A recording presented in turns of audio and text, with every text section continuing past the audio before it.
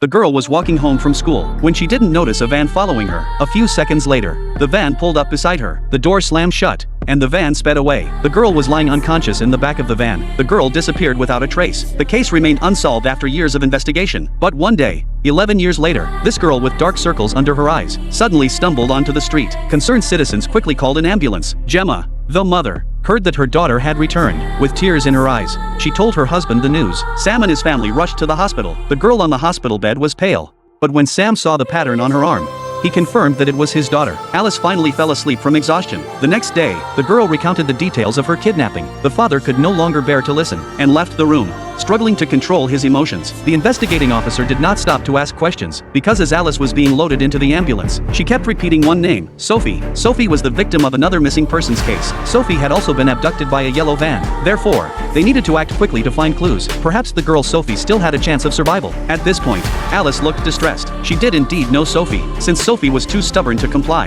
The kidnappers treated her very badly. When Alice escaped, she wanted to take her with her, but she was too weak to walk. The couple thought nothing worse could happen.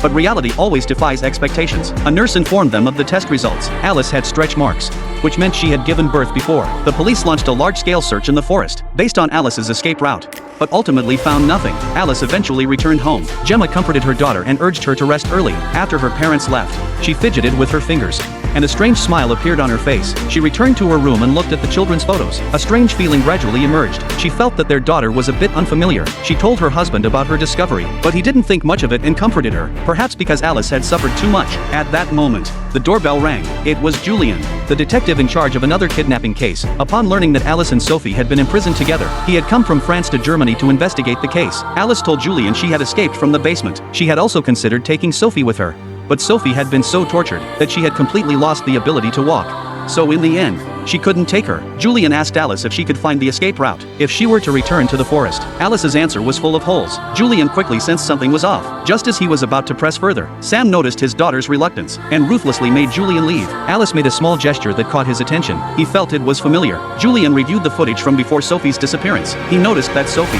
under stress, made the same small gesture as Alice. Perhaps Alice was not the real Alice, but Sophie, who had been missing for years. Just as he was at his wit's end, some good news arrived. Alice had agreed to Julian's proposal to search for the place where they were being held captive. Before leaving, Gemma brought a yellow scarf. She deliberately said it was knitted by Alice and her teacher, but Alice corrected her, saying it was knitted by her and her classmates. The mother was puzzled by her own actions. She didn't know why she was testing her daughter. Under the dual protection of the military and police, Alice felt her way into the depths of the forest. Alice suddenly stopped in her tracks. Before her was an invisible trench. The girl instantly became frightened and anxious. The military immediately sent someone to investigate. Julian, to confirm his suspicions, found a way to approach Alice and talk to her.